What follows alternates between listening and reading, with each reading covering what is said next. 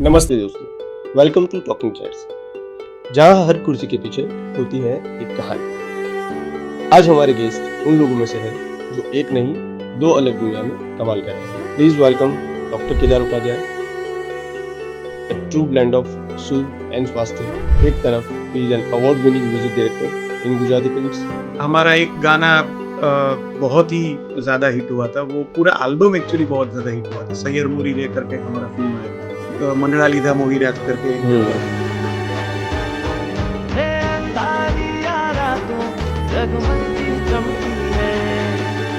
So it has become a huge hit और उसकी वजह से we also celebrated it like it. समंदर करके एक फिल्म आई थी जिसमें वो दीपराग वाला गाना था, कुमार दरियो। फिर मैंने गाना गाया था नारी दोष फिल्म में, खम्मा करके गाना था, उसका मुझे स्टेट अवार्ड भी मिला फॉर एज अ सिंगर। हालांकि I am not a trained singer. दूसरी तरफ he is an ayurvedic doctor with deep understanding of health, healing and holistic living. It is not only limited to kadha nuskha और tablets और चूरन और वो सब, but it is much more beyond that because आज बात करेंगे आयुर्वेदा के असली मीनिंग से लेकर फिटनेस एंथुसियास्ट के लिए tips, covid precautions, cancer, heart and stress जैसे मॉडर्न इश्यूज पे आयुर्वेदिक प्रोडक्ट पर, and of course music therapy. Kedar भाई, स्वागत है आपका टॉकिंग चेयर्स में। Thank you so much.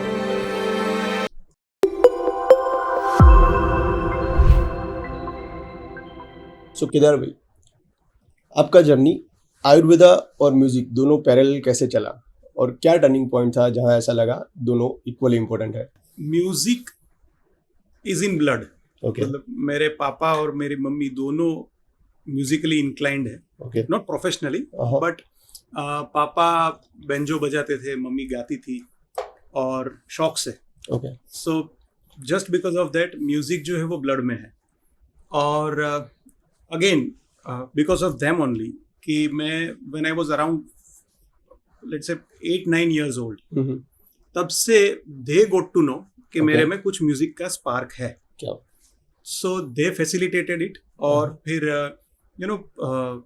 Keyboards मुझे लाके देना। ओके, एंड उस टाइम पे भी मैं जैसे कोई धुन आती हो तो इमीडिएटली वो मैं टीपू सुल्तान का म्यूजिक मुझे अभी भी याद है। टीपू सुल्तान की जो सीरियल आती थी उस टाइम पे, उसका जो थीम म्यूजिक था वो जैसे बजता था वो एज इट इज में बजा लेता था। क्या बात है। फिर गाने सुन सुन के बजा लेना, वो सब चीजें। सो दे गोट टू नो कि he is into like proper music में है वो। और फिर म्यूजिक क्लास में धीरे धीरे मैं जाता गया। हालांकि बहुत ज्यादा मतलब लंबे टाइम तक मैं वहां पे नहीं टिका था, बट या बेसिक नॉलेज जो होना चाहिए म्यूजिक का वो मिलना शुरू हुआ। एंड देन स्कूल्स में फिर छोटे मोटे फंक्शंस वगैरह में परफॉर्म करना और वो सब चीजें। एंड लेटर ऑन बिकॉज पापा is also an Ayurvedic doctor, तो वो भी एक माहौल घर पे था पूरा, बिकॉज पेशेंट्स का आना जाना और और like father has been a gold medalist, तो उनका जो आयुर्वेद का नॉलेज है वो ऐसा था कि डेली भी रूटीन में we used to share the knowledge and everything. तो नेचुरली मेरा इंक्लिनेशन आयुर्वेद पे भी था। सो लाइक 12th साइंस में मैंने डिसाइड कर लिया था कि अगर मुझे चांस मिल गया तो I will go in Ayurveda only, मतलब मैं आयुर्वेदिक ही परस्यू करूंगा। और it happened like that only कि मुझे आयुर्वेद में एडमिशन मिला जामनगर में। एंड कोइंसिडेंटली मेरा म्यूजिक का जर्नी भी इन अ वे जामनगर मेरी कॉलेज से शुरू हुआ, बिकॉज कॉलेज में यूजुअली यूथ फेस्टिवल्स होते हैं और फंक्शंस वगैरह होते हैं, फ्रेशर्स पार्टी और वो सब चीजें। तो उसमें कुछ ना कुछ अपने जो कुछ भी टैलेंट है उसको शो करने का एक प्लेटफॉर्म मिलता है। तो वहाँ पे मैंने सिंगिंग किया, कीबोर्ड वगैरह बजाया, वो सब चीज़ें हुई। मैंने वहाँ पे कंपोज करना शुरू किया और यूथ फेस्टिवल में मेरे ही खुद के कंपोज किए हुए गाने में गाता था, उसमें अवार्ड्स वगैरह जीते, प्राइजेस जीती। फिर वहाँ पे एक दो थिएटर ग्रुप्स हैं जहाँ के जो ड्रामा के म्यूजिक होते हैं, बैकग्राउंड म्यूजिक और वो सब चीज़ें, उसमें मैंने फिर पार्टिसिपेट किया as a composer, as a co composer. और वहाँ से फिर वो जर्नी मेरी शुरू हुई। और लेटर ऑन वी शिफ्टेड, पहले हम लोग राजकोट रहते थे, वी शिफ्टेड टू गांधीनगर, पापा की ट्रांसफर हुई।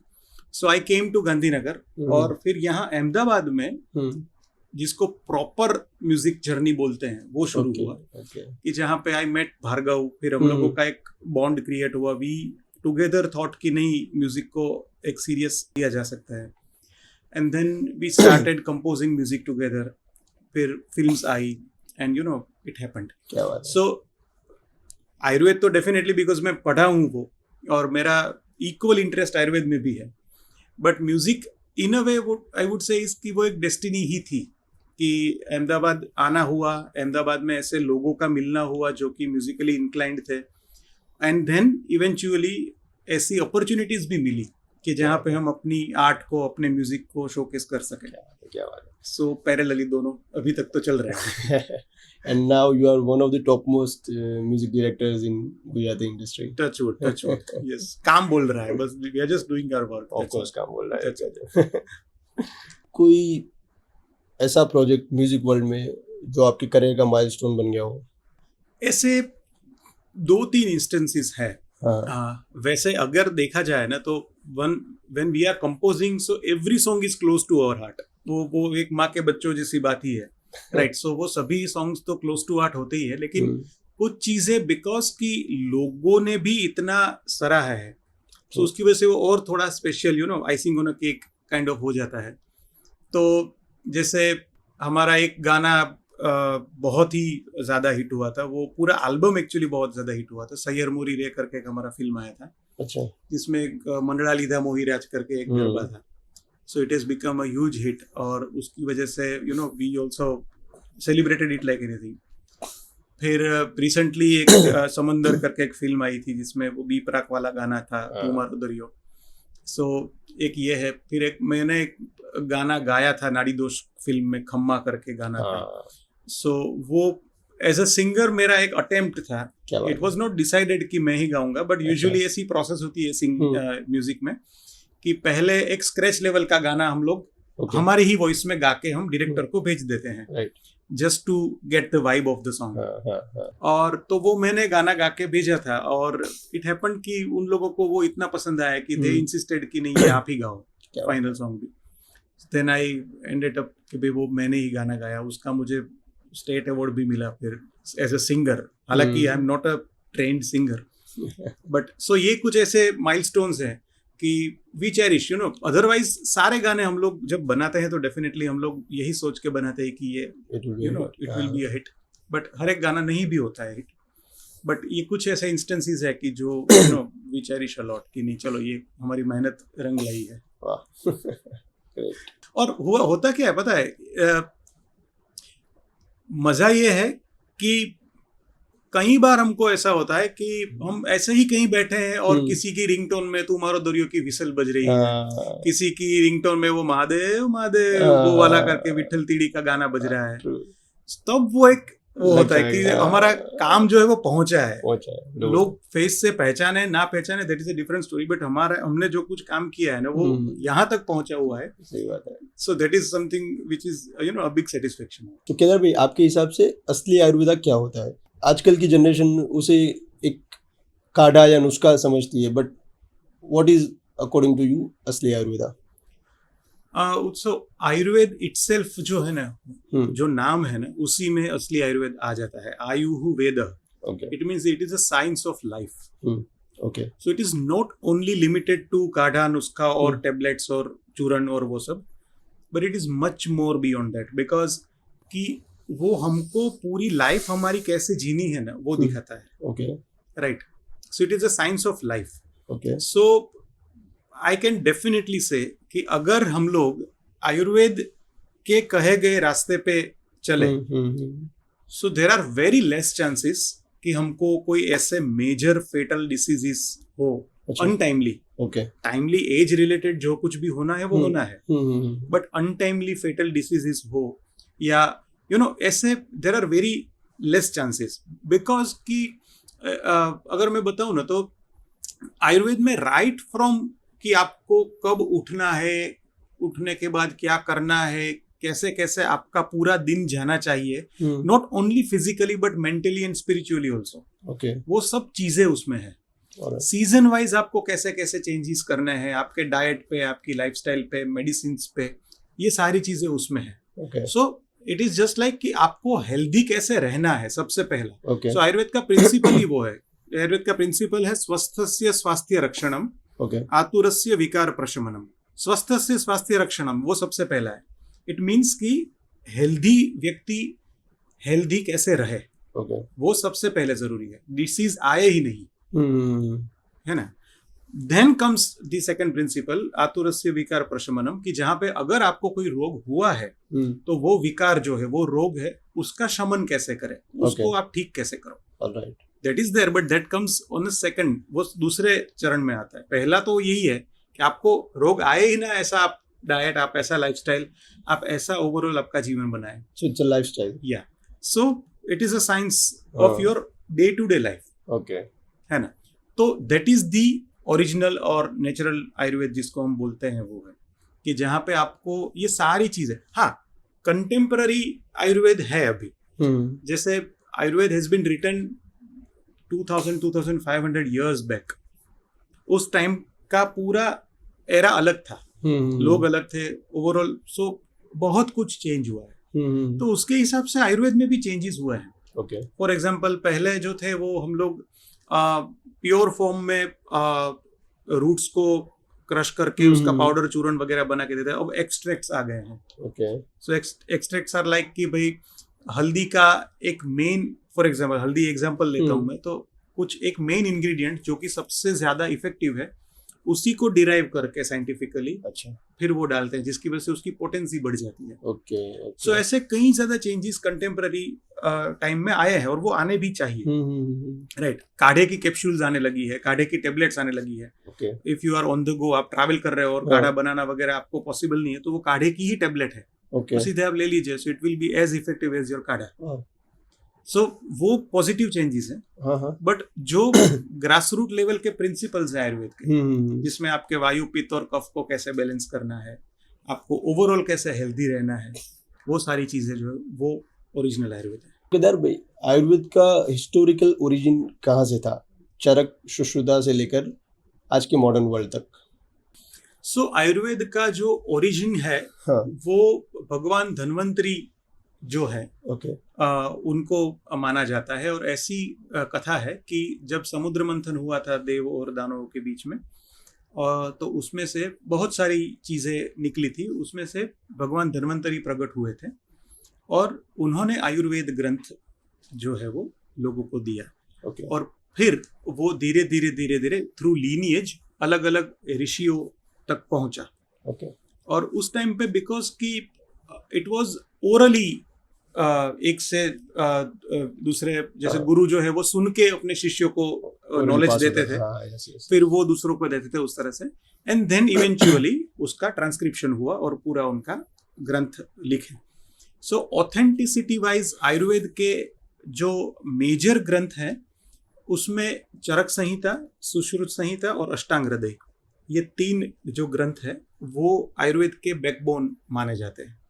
Okay. फिर लेटर ऑन वही ग्रंथ के ऊपर अलग अलग कमेंटेटर्स ने कमेंट्रीज लिखी, अपने अपने एरा को, अपने अपने नॉलेज को ध्यान में रखते हुए उन्होंने कमेंट्रीज लिखी.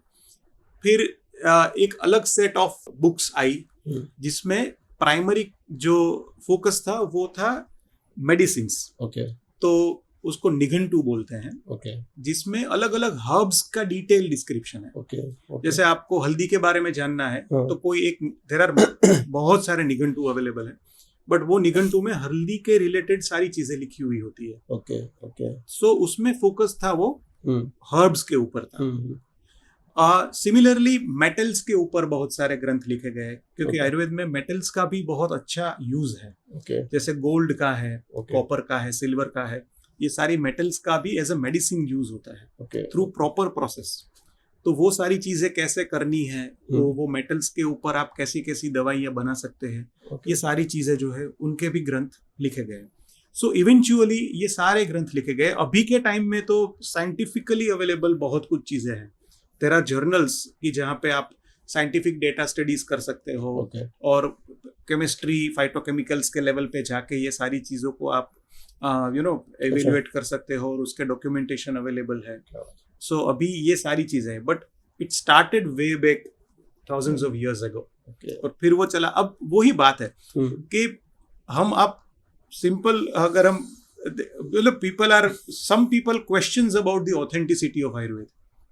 कोई लोगों को ऐसा होता है कि भाई Ayurveda they don't be, it's okay, सभी के अपने अपने ओपिनियन है, आई डोंट, वो उसमें कोई वो वाली बात नहीं है, ऑफेंसिव बात नहीं है।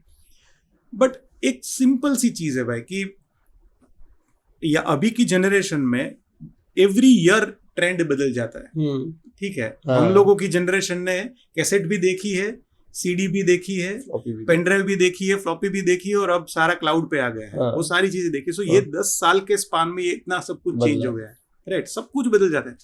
आयुर्वेद जो है वो 2000 साल से है, अभी भी लोग आयुर्वेद के प्रोडक्ट्स, उसके प्रिंसिपल्स फॉलो कर रहे हैं।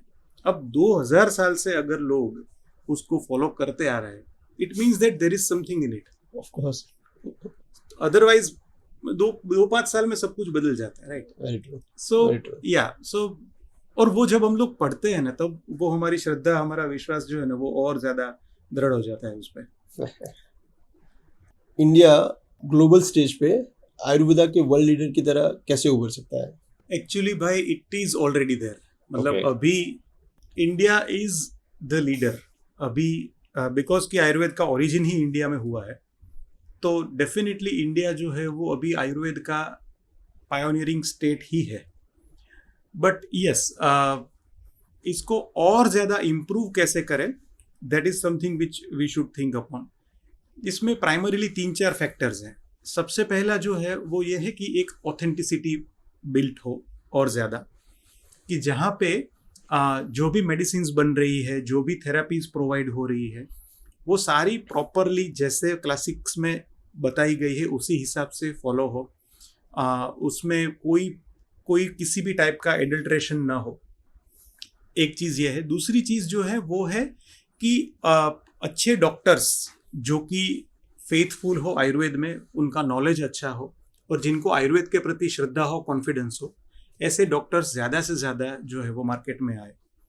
तीसरी चीज़ है इंफ्रास्ट्रक्चर, ऑब्वियसली एक अच्छा infrastructure, because it is a service industry also, right. अगर कोई व्यक्ति जो है वो अच्छे आयुर्वेद रिजॉर्ट में रिजुविनेट होने के लिए आ रहा है, तो उनकी एक एक्सपेक्टेशन है कि उनको एक अच्छी सर्विस मिलेगी, एक अच्छा इंफ्रास्ट्रक्चर होगा, राइट।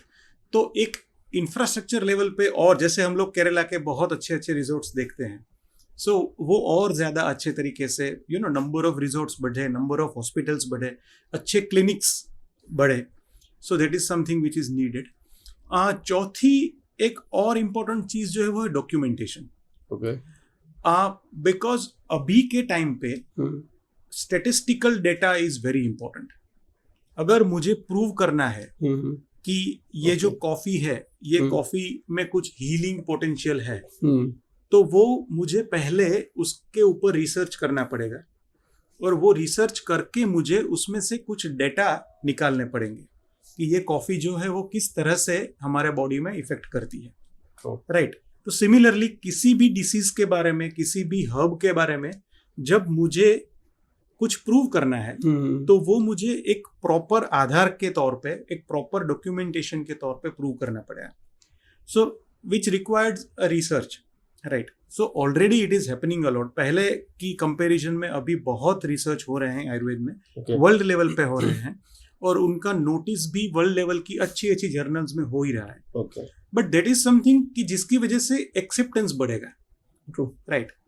बाहर का कोई व्यक्ति है जो कि भारत का नहीं है, और उनको अगर ये पता चले कि आयुर्वेद का कोई एक हर्ब जो है, उनके ऊपर एक अच्छी सी यूनिवर्सिटी में ऐसा रिसर्च हुआ है, और उनसे ऐसा पता चला है कि ये डिसीज में इतना इफेक्टिव है, तो अगर वो एक अच्छे रेप्यूटेड जर्नल में वो पब्लिश हुआ है ना, तो वो एक नेचुरल ऑथेंटिसिटी बढ़ जाती है, व्यक्ति की बिलीफ और ज्यादा स्ट्रांग हो जाती है, राइट।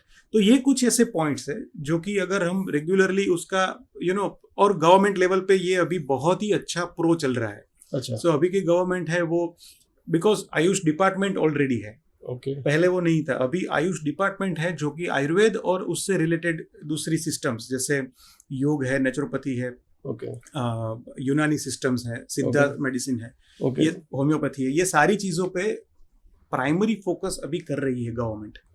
और अलग अलग सेंटर्स पूरे आयुर्वेद को और अलाइड सिस्टम को कैसे और ज़्यादा डेवलप किया जाए उसके ऊपर पॉलिसी लेवल के चेंजेस हो रहे हैं. अच्छा. सो that is also a support mechanism जो कि है. सो आई थिंक दैट अभी ये गोल्डन पीरियड आयुर्वेद का शुरू हुआ है जो कि अब बरसों तक चलेगा. क्या बात है. वाता, पित्ता एंड कफ, ये तीनों को सिंपल लैंग्वेज में कैसे समझाएंगे और कैसे पता चलेगा कि पर्टिकुलर किसी व्यक्ति का डोमिनेंट दोष कौन सा है? सो आयुर्वेद का जो पूरा फिजियोलॉजी जिसको हम बोले, मैकेनिज्म जिसको हम बोले, उसके पीछे के 3 जो मेजर पिलर्स है वो 3 दोष है. दैट इज योर वायु, पित्त और कफ. वायु को वात भी बोलते हैं. सो वात, पित्त एंड कफ. ओके. ठीक है. ये 3 दोष जो है, और आयुर्वेद में ऐसा कहा गया है कि जब तक आपके ये दोष बैलेंस्ड है तब तक यू आर हेल्दी. ओके. और जब इसमें कुछ इम्बैलेंस होता है तब आप में डिसीजेस हो सकते हैं. ओके. राइट. अब ये तीनों जो दोष है ना, वो आप अगर यहाँ से बॉडी को कट करोगे और बोलोगे कि चलो इसमें मुझे बताओ आता कहाँ पे है, so that is something which is very difficult सीधा आपको दिखाना. Okay. So it is physiologically present also, but it is more of the quality. Okay. वो क्वालिटेटिव एंगल है हमारे बॉडी में. ओके. सो वात इज समथिंग विच डायरेक्टली, जैसे वायु हम जिसको बोलते हैं, सो जो भी वायु है हमारे बॉडी में, दैट डिनोट्स टू द वात दोष. ओके. ठीक है. और वायु, जैसे हम एयर सर्कुलेटरी भी हम अगर बात करें तो उसकी जो क्वालिटीज है वही क्वालिटीज ऑलमोस्ट हमारे बॉडी के अंदर के वायु की है. ओके. सो वायु इज मूविंग, कॉन्स्टेंटली मूविंग है वो. ठीक है. वो ड्राई है, उसकी क्वालिटी ड्राई है. ठीक है. यहाँ पे पानी गिरेगा और फिर हवा चलेगी तो वो पानी सूख जाएगा हवा की वजह से. इस सेम वो ड्राईनेस क्रिएट करता है बॉडी में. ओके. और मैं इजी लैंग्वेज में अगर आपको समझाऊं ना, तो वायु जो है ना, वो हमारे शरीर की मूवमेंट, हमारे शरीर के पेन और हमारे शरीर के थॉट्स, ओके, ये 3 चीजों के लिए रिस्पॉन्सिबल है. ओके. ठीक है. So any sort of movement is due to vayu. मैं सिंपल एग्जांपल दूं ना, तो फॉर एग्जांपल हमारी इंटेस्टाइन की मूवमेंट, उसकी वजह से हमारे सारे डाइजेशन से रिलेटेड इश्यूज जो है वो काम करते हैं. ठीक है. अब इंटेस्टाइन की मूवमेंट में प्रॉब्लम हुआ, देन कॉन्स्टिपेशन होगा. ठीक है. सो दैट इज बिकॉज कि आपका वायु डिस्टर्ब है. ओके. ठीक है. तो जो कुछ भी हम दवाई लेते हैं कॉन्स्टिपेशन से रिलेटेड, उसमें ज्यादातर इंग्रेडिएंट्स वही होते हैं जो कि आपके वायु को बैलेंस आउट करें. आपका वायु जो है वो प्रॉपर हो जाए. ओके. राइट. सो मूवमेंट से रिलेटेड प्रॉब्लम. सिमिलरली कई लोगों को पैरालिसिस हो जाता है, जिसमें कोई बॉडी का कोई पार्ट जो है वो काम करना बंद हो जाता है, लेफ्ट पार्ट या राइट पार्ट और वो सब चीजें. सो दैट इज ऑल्सो आयुर्वेद के हिसाब से आपका वायु डिस्टर्ब है. Okay. So any sort of movement related issues, वायु. सिमिलरली पेन, कोई भी पेन से रिलेटेड इश्यू है, फॉर एग्जांपल जोड़ों का दर्द है आपका, या फिर आपके वर्टिब्रास में कोई प्रॉब्लम है, या किसी भी टाइप का नर्वाइन पेन है. कई लोगों को न्यूरल्जिया वगैरह होता है जिसमें यहाँ पे पेन होता है नर्व्स में वगैरह में. सो किसी भी टाइप का पेन है, that is also related to your vayu. And third thing is thoughts. Okay. ठीक है. So that is the burning problem अभी के टाइम पे, ओवर थिंकिंग. ठीक है. सो इसीलिए हम गुजराती में विचार वायु बोलते हैं. कई लोगों को जो विचार वायु ज्यादा हो गया, वो वायु, बिकॉज वो वायु से रिलेटेड है. जब आपका वायु डिस्टर्ब रहता है ना, तब आपका ओवर थिंकिंग का प्रॉब्लम शुरू होता है. और फिर उसी की वजह से सारे अभी के 21st सेंचुरी के प्रॉब्लम, आपके एंजाइटी हो गया, आपका स्ट्रेस हो गया, और उससे रिलेटेड जो कुछ भी problem, that is related to your vayu. ठीक है. सो और वायु जो है ना, वो इसीलिए भी इंपॉर्टेंट है हमारे बॉडी में, क्योंकि बिकॉज की it is moving, so it acts as a carrier also. Okay. So sometimes आपके पित्त और कफ का कैरियर के रूप में भी वायु काम करता है. Okay. You no, so that is also something कि जिसकी वजह से वायु का इंपॉर्टेंस और थोड़ा बढ़ जाता है. ओके. ओके. सो वायु प्रकृति के लोग की अगर हम बात करें ना, तो वो थोड़े दुबले पतले होते हैं, उनका वजन इतना ज़्यादा नहीं होता है. बिकॉज कि वायु जो है वो ड्राइनेस ज्यादा बढ़ाता है, तो नेचुरली स्किन थोड़ी ड्राई रहना, रुखी रुखी स्किन रहना, हेयर्स थोड़े ड्राई रहना, बार बार उनको स्किन में क्रैक्स वगैरह पड़ जाना, वो सारी चीजें होती है। वायु प्रकृति के व्यक्ति जो होते हैं ना, वो डिसीजन मेकिंग में पुअर होते हैं। Okay. So most of the times ऐसा भी होता है कि they are having more than one option. There are two things, for example कि आज मुझे यहाँ पे जाऊँ, यहाँ पे जाऊँ, ये करूँ, वो करूँ। सो उनमें वो लोग थोड़े से they are not good in decision making. अगर उनके पास चॉइसेस है तो वो फर्मली वो आज यही ऐसा थोड़ा वो रहता है, व्हाट इफ वाला रहता है। वायु प्रकृति वाले जो लक्षण होते हैं ना, वो थोड़ा सा कॉन्फिडेंस से रिलेटेड इश्यूज भी होते हैं। So they will start something, बहुत ही इजीली वो लोग इन्फ्लुएंस्ड हो जाता है, तो बहुत ही ज्यादा इजीली वो इम्प्रेस हो जाता है किसी के ऊपर, और दे विल स्टार्ट समथिंग कि भाई चलो आज तो सुबह से अब जिम शुरू कर ही देना है, फॉर एग्जाम्पल। बट फिर धीरे धीरे दे लूज कंट्रोल, और फिर वो कंसिस्टेंटली उसके ऊपर फोकस नहीं रहते हैं। फिर दूसरे दिन अगर कुछ नया मोटिवेशन मिल गया तो फिर वो लोग उस पर चढ़ जाते हैं। So they keep on changing things. एक ही चीज पे डट के फोकस करके वो रहना, वो थोड़ा उन वायु प्रकृति वाले लक्षणों में कम दिखाई देता है, right. So this is something which is related to your vayu prakriti. अब उसमें क्या है कि वायु प्रकृति अदरवाइज जो है ना, वो मूविंग है। मतलब वो वायु वाले इंसान जो है वो सभी से मिलते जुलते रहते हैं, बातें करते रहते हैं, एक जगह पे बैठे नहीं है, कुछ ना कुछ मूविंग है, जैसे पैर हिलाना, हाथ हिलाना, ये करना, वो करना, ये सब constantly they are into many things at a time. वो आपके साथ बात भी कर रहे हैं और साथ में पैरेलली दिमाग में कुछ और भी चल रहा है कि ये भी है, वो भी है। सो दिस इज अ कॉमन वायु प्रकृति पर्सन, जो कि उनका नॉर्मल फिजियोलॉजी ही वो है, उनकी प्रकृति ही वो। So there is nothing good और बैड अबाउट दिस, बट उनकी प्रकृति ही वो है, they are like that only, right. अब आप बात करते हैं पित्त में। सो पित्त prakriti, pitta is nothing but the heating energy of our body. जो हमारे बॉडी की एक हीटिंग एनर्जी होती है ना, वो पित्त है।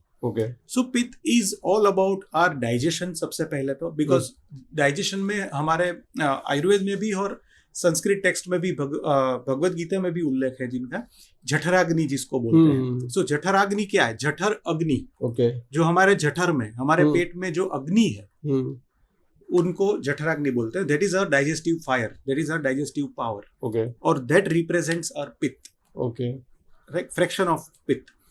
तो pitta is all about our heating energy.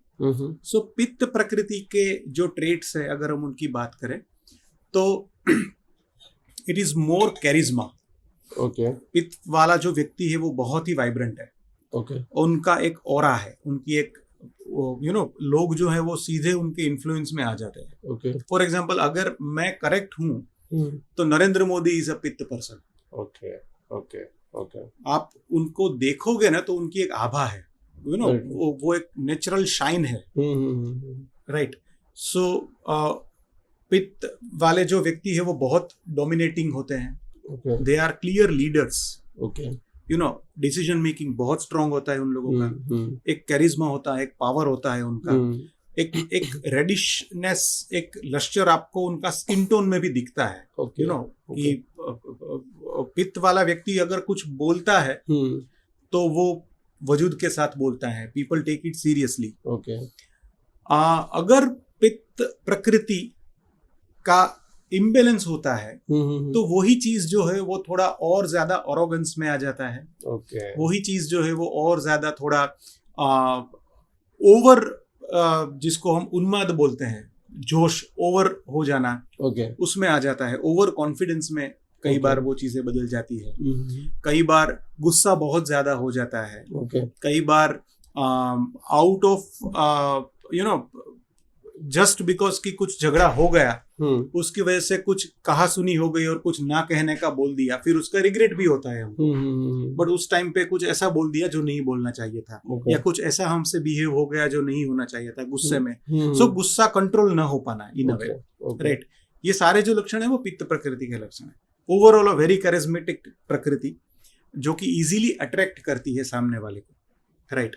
और heating energy of our body, full powerful Virat Kohli, okay, pitta person, हम देखते हैं उसकी बॉडी लैंग्वेज से हमको पता चलता है कि यार ये पावरफुल है, अच्छा, राइट। सो ये पित्त वाले व्यक्ति के लक्षण हैं। और पित्त जो है वो हमारी हीटिंग एनर्जी है, तो नेचुरली जब हमारा पित्त का इम्बेलेंस होता है तब यही सारी चीजें, जैसे आंखों में जलन होना, हाथ पैर के तलवों में जलन होना, एसिडिटी जैसा प्रॉब्लम होना, या फिर ब्लीडिंग से रिलेटेड इश्यूज है, जैसे नाक में से खून बहना, पाइल्स जैसे प्रॉब्लम्स होना, लेडीज में पीरियड्स में बहुत ज्यादा ब्लीडिंग होना, ये सारे लक्षण जब पित्त आपका इम्बेलेंस है, पित्त जब आपका बढ़ा हुआ है, तब ये सारी चीजें होती है। Okay, so that is your pitta. Now coming to kapha, kapha is a coolant. Okay, कफ जो है वो पित्त का न्यूट्रलाइजर है, ऐसा हम बोल सकते हैं। Okay, so that is your cooling energy.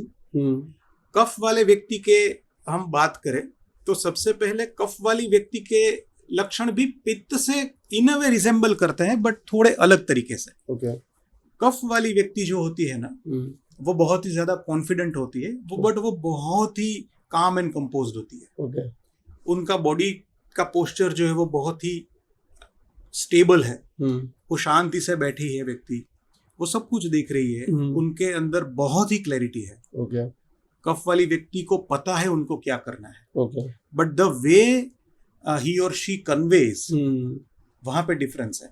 वो बहुत शांति से, बहुत ही ठोस तरीके से अपनी बात रखेगी, ओके, बट पैरेलली वो अपनी प्रेजेंस सभी को फील कराएगी। ओके, ठीक है, वो बहुत ही लंबा सोचते हैं, ठीक है, बहुत ही कॉन्फिडेंट है, उनको पता है कि उनको क्या करना है, राइट। बॉडी पोस्चर बहुत ही स्टेबल है, बहुत ज्यादा ऐसे ऐसे घूम ये करना वो करना नहीं, शांति से बैठते हैं। They are very good listeners. जब वो लोग बात करते हैं तो वो बहुत ही वजूद से बात करते हैं, शांति से बात करते हैं। सामने वाली व्यक्ति को, जब कफ वाली व्यक्ति से वो बात कर रहे हैं ना, तो सामने वाली व्यक्ति को एक सुकून मिलता है, एक ठंडक मिलती है। उनको ऐसा लगता है कि मैंने इनसे बात की तो मुझे थोड़ा अच्छा लगा, you know, I felt very calm and composed state, वो वाली बात। सो ये कफ वाली व्यक्ति के लक्षण है। अब जब यही लक्षण अगर इनकी इम्बेलेंस होती है तो वो आलस में परिवर्तन हो जाता है उनका। सो फिर they don't do things promptly. फिर वो होता है चलता है वाला एटीट्यूड आ जाता है, बैठे हैं, होगा, कुछ काम न करना, यू नो, आलस आ जाना, और फिर उसी की वजह से ऐसे प्रॉब्लम्स कि जिसको हम आज के टाइम में लाइफस्टाइल रिलेटेड प्रॉब्लम्स बोलते हैं, फॉर एग्जांपल ओबेसिटी आ जाना, कोलेस्टेरॉल आ जाना, ब्लॉकेजेस आ जाना, ये सारी चीज़ें जो है वो उस टाइम उसकी वजह से आती है, बिकॉज कि आपका कफ इतना इम्बेलेंस हो गया है और कफ की वजह से ओवरऑल एक हैवीनेस आ जाती है बॉडी में, right. So that is your kapha, कि जब वो इम्बेलेंस होता है। फिजिकली यदि हम लोग बात करें तो कफ की वजह से मेनली तो रेस्पिरेटरी सिस्टम से रिलेटेड जो कुछ भी हम डिसीज करते हैं, सो उसमें आपके सर्दी खांसी वगैरह हो जाना, कफ हो जाना, लंग्स से रिलेटेड जो कुछ भी इश्यूज है वो सारी चीज़ें हो जाना, ये सारे जो है वो कफ के परव्यू में आते हैं, राइट। अब ये बहुत ही बेसिक, और हम लोग इनिशियल लेवल पे, सुपरफिशियल लेवल पे बात करें, अगर और ज़्यादा डीप में जाए, जिन जिन लोगों को इंटरेस्ट है उनके लिए, तो there are 5 types of each. So there are 5 type के वात है, 5 टाइप के पित्त है और 5 टाइप के कफ है बॉडी में। और वो पांचों के पांचों जो है उनके अलग अलग स्थान है बॉडी में, राइट। जैसे कि पित्त है तो पित्त अलग अलग 5 जगह पे है, और वो 5 जगहों पे जो पित्त है उनके अलग अलग फंक्शंस हैं। सिमिलरली वायु के भी है और कफ के भी है। सो जिनको और ज्यादा इंटरेस्ट है, so what we can do is कि हम कुछ ऐसे लिंक्स डिस्क्रिप्शन में रखेंगे, so they can read about that, so और ज्यादा उनको डिटेल में समझ आएगा। सो दिस आर वायु, पित्त एंड कफ, जो कि हम लोगों ने बहुत ब्रीफली डिस्कस की है।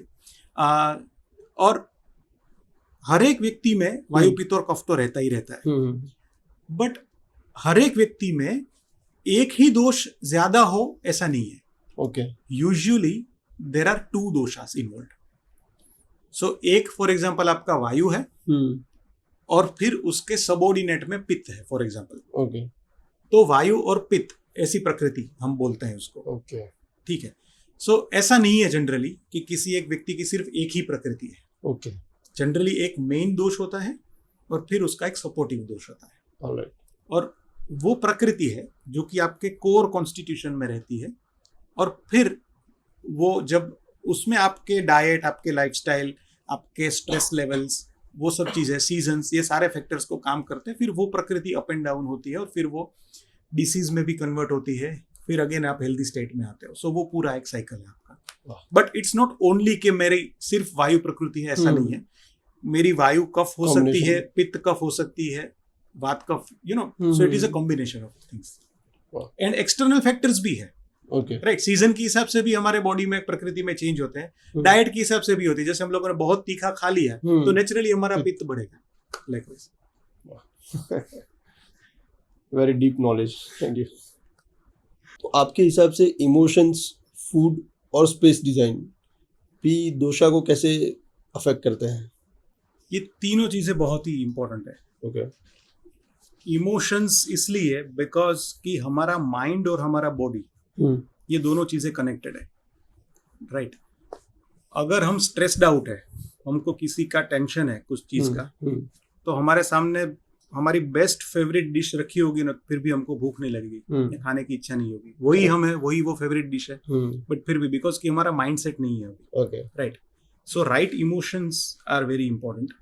स्पेस डिजाइन इसलिए इंपॉर्टेंट है बिकॉज कि वो जो है वो हमारे इमोशंस को ड्राइव करता है, ओके, राइट।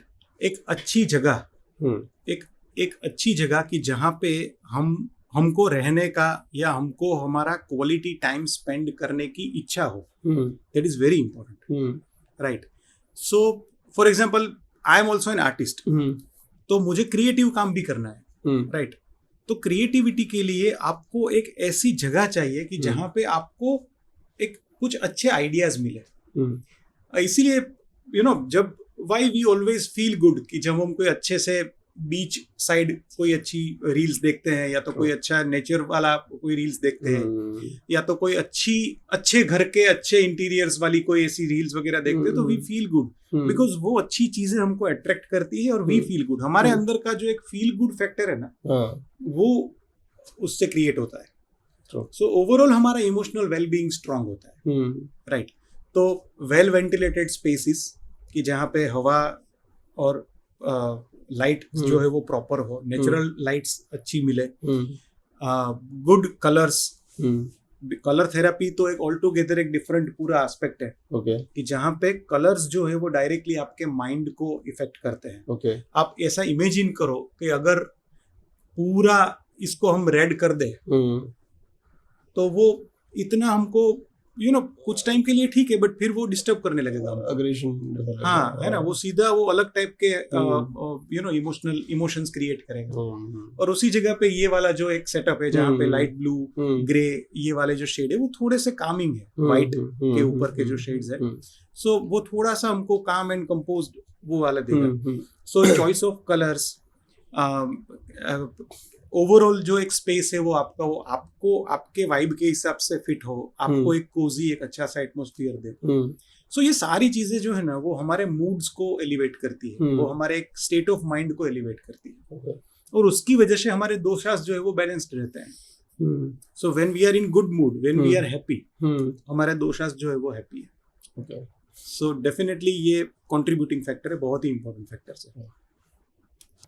सो अभी इंडिया में लेटेस्ट जो कोविड वेरिएंट आया है, उसमें आयुर्वेदिक के हिसाब से क्या प्रिकॉशंस लेनी चाहिए और क्या होना चाहिए? लेटेस्ट कोविड वेरिएंट आया है, उसके फिगर्स भी हम लोग देख रहे हैं। सो टू थिंग्स, पहली चीज ये है कि we have to be cautious, precautions लेने हैं सारी चीजों के, but at the same time government की ओर से भी ये एडवाइजरी आई है कि there is nothing to worry about it. ये इतना फैटल वेरिएंट नहीं है कि जहाँ पे वो आपकी जान पे खतरा वाली जो बात है, इतना फैटल वेरिएंट ये नहीं है। और हम भी ये देख रहे हैं कि कम हॉस्पिटलाइजेशन है, लोगों को इन्फेक्शन हो रहा है बट वो फिर ठीक भी हो जा रहे हैं। सो यस, आयुर्वेद के हिसाब से अगर हम लोग देखें, सो it is all about your immunity, ठीक है। सो आपकी इम्यूनिटी स्ट्रांग हो, ऐसे आप हर्ब्स यूज कर सकते हैं। और फॉर एग्जांपल कुछ हर्ब्स के अगर मैं आपको नाम बताऊं कि जैसे टर्मरिक है, ठीक है, जैसे गिलोय है, ओके, ठीक है। सो ये जो हर्ब्स हैं उसको आप यूज कर सकते हैं। नीम है, ओके ये हर्ब्स आप यूज कर सकते हैं. ऑफ कोर्स आपके बॉडी टाइप के हिसाब से आपको यूज करने हैं. Self medication is always harmful. So आप आपके आसपास के डॉक्टर्स की सलाह के हिसाब से आप ये हर्ब्स जो है वो एज अ प्रिकॉशन भी यूज कर सकते हैं. और अगर आपको कुछ अनईजी भी फील हो रहा है तो भी आप इसको आपके डॉक्टर्स की एडवाइस के हिसाब से यूज कर सकते हैं. Apart from that daily hygiene जो है वो इम्पोर्टेंट है. सो जैसे हम लोगों ने कोविड के जो एक्टिव टाइम थे जब हम लोगों ने किया था कि मास्क वगैरह सैनिटाइजर वगैरह ये सारी चीजें, अगर आपको ऐसा फील हो रहा है कि यू आर डाउन, आपको जैसे फीवरिश कंडीशन डेवलप हो रही है, नेजल कंजेशन लग रहा है, ये सारी चीजें हो रही है कि जो कि कोविड के सिम्टम्स से मेल खा रहा है, तो आप थोड़े प्रिकॉशनरी ये सारी चीजें जो है वो करना शुरू कर सकते हैं. राइट. बाकी गिलोय है, नीम है, हल्दी है, ये सारे औषध जो है वो इजीली अवेलेबल है आपके आसपास में. डॉक्टर्स से आप कंसल्ट करके you can start taking it और आप आपकी इम्यूनिटी बढ़ा सकते हैं. तो आपने अभी बोला कि डॉक्टर से कंसल्ट करके आप आयुर्वेद हर्ब्स ले सकते हैं. तो कई बार जनरली जो बिलीफ है लोगों को ऐसा लगता है आयुर्वेदिक हर्ब में तो क्या नुकसान ही होगा, क्या उसमें बुराई क्या है लेने में. तो what is your take on that? देखो आयुर्वेद जो है ना वो एक तरह से हमारे ब्लड में है.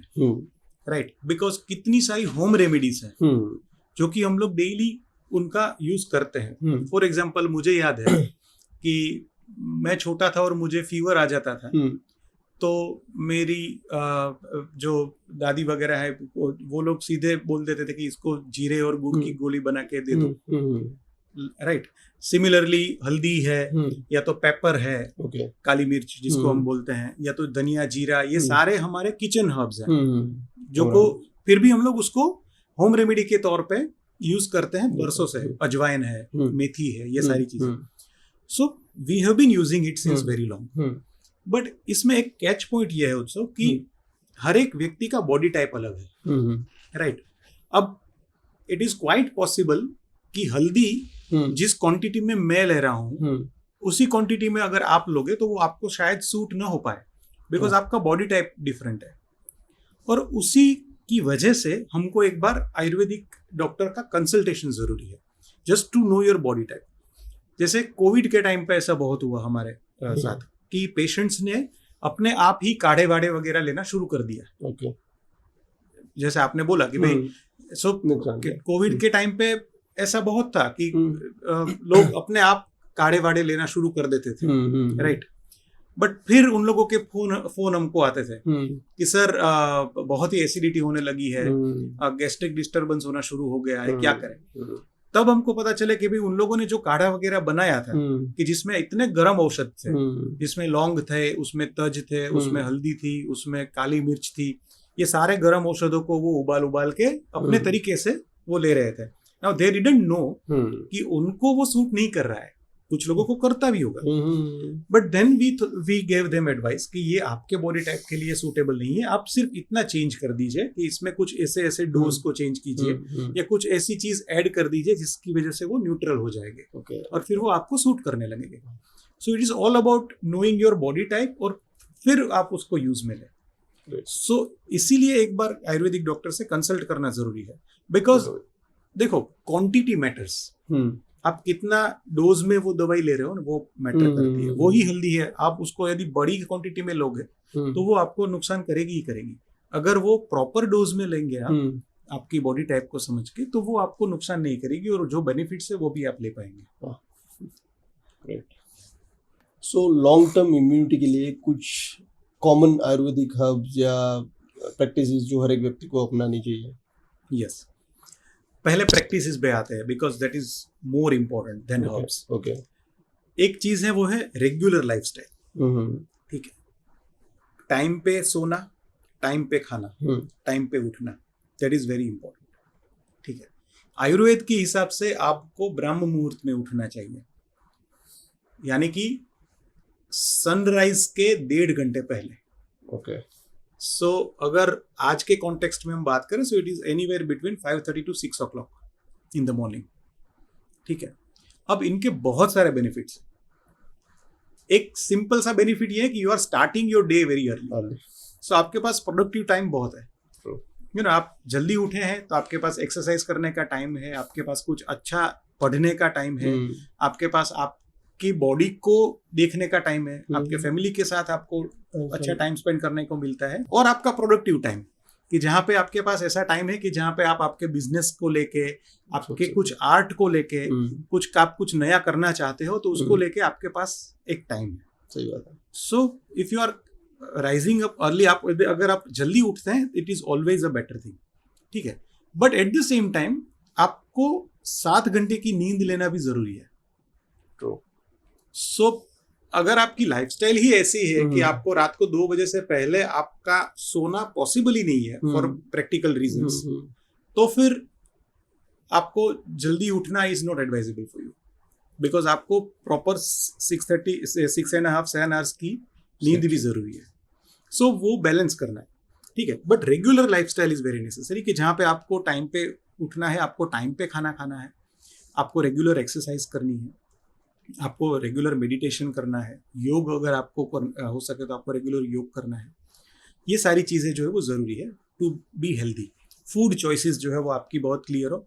Again I will speak, know your body well. जब हम लोगों ने वात पित्त और कफ की बात की ना, आप आपकी बॉडी को एक बार पहचान लीजिए कि मेरे लिए क्या एडवाइजेबल है, मेरे लिए क्या सूटेबल है, उसके हिसाब से you choose your food, you choose your lifestyle, ठीक है। अब आते हैं हर्ब्स के ऊपर जो कि आपकी इम्यूनिटी को स्ट्रॉन्ग करे। So there are very good set of herbs कि जहाँ पे giloy is very good example, ठीक है। गिलोय जो कि कोविड में भी आई एम श्योर कि कई लोगों ने गिलोय का यूज किया होगा। So giloy is a wonderful herb. फिर गुजराती में हम लोग कड़ू करियातू बोलते हैं, right. So kadu kariyatu is something which is very very effective. वो आपकी इम्यूनिटी को स्ट्रॉन्ग करता है। It is very good liver tonic. Okay. So वो आपकी लीवर को भी स्ट्रॉन्ग करता है। सो ओवरऑल आपकी डाइजेस्टिव सिस्टम भी उससे स्ट्रॉन्ग रहती है। Okay. सो कड़ू को संस्कृत में कटुकी बोलते हैं, okay. और काल मेघ बोलते हैं करियातू को। okay. So that is something कि जो आपकी इम्यूनिटी को स्ट्रॉन्ग करता है। फिर इसके अलावा हल्दी तो है ही है।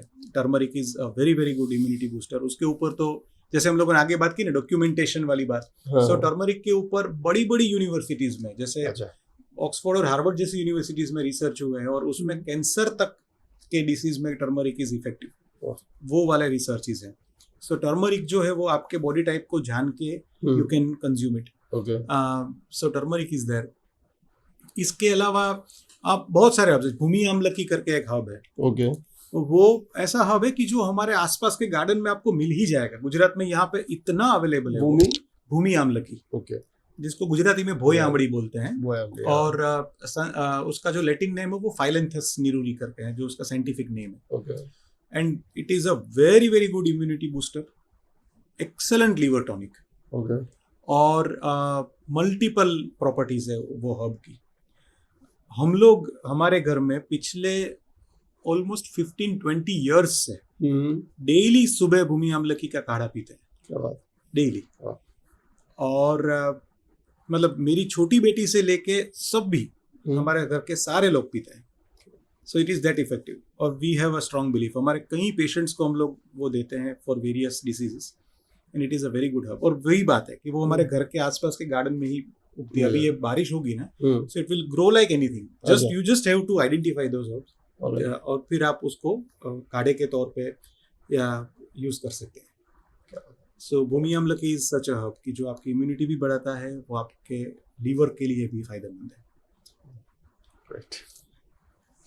ये सवाल आज की यंग जनरेशन के लिए है कि जिम जाने वालों के लिए आयुर्वेद कैसे सपोर्ट कर सकता है, जैसे कि fat loss, recovery and stamina, उसको कैसे आयुर्वेद हेल्प कर सकता है? हैंड इन हैंड चल सकते हैं। सबसे पहली चीज, अगर हम फैट लॉस के बारे में बात करें तो there are very good herbs in Ayurveda, जो कि आपके फैट मेटाबॉलिज्म को फास्ट करने में हेल्प करते हैं। So if you are targeting on weight loss, then definitely your diet, your workout and Ayurvedic herbs can go hand in hand, and it can give you wonderful results, right. कुछ tried and tested herbs हैं जो कि weight loss में बहुत ही effective साबित हुए हैं, जैसे कि गार्सिनिया करके एक हर्ब है, जिसको गुजराती में हम कोकम बोलते हैं, जो दाल में हम लोग डालते हैं। So that kokum is very effective in weight loss. इसके अलावा देयर आर अदर हर्ब्स, जैसे त्रिफला है, ओके फिर गुगड़ जिसको हम गुगड़, बोलते हैं हाँ। गुगलू। सो ये सारे हर्ब्स जो है वो वेट लॉस के लिए इफेक्टिव है, बहुत ही ज्यादा है, but just to give some examples, right. उनको आप प्रॉपरली, आप थ्रू प्रॉपर कंसल्टेशन आप अगर along with your diet and lifestyle करेंगे, then weight loss is something which is easily achievable, okay और वो आपकी प्रोसेस भी फास्ट कर देगा, ओके राइट।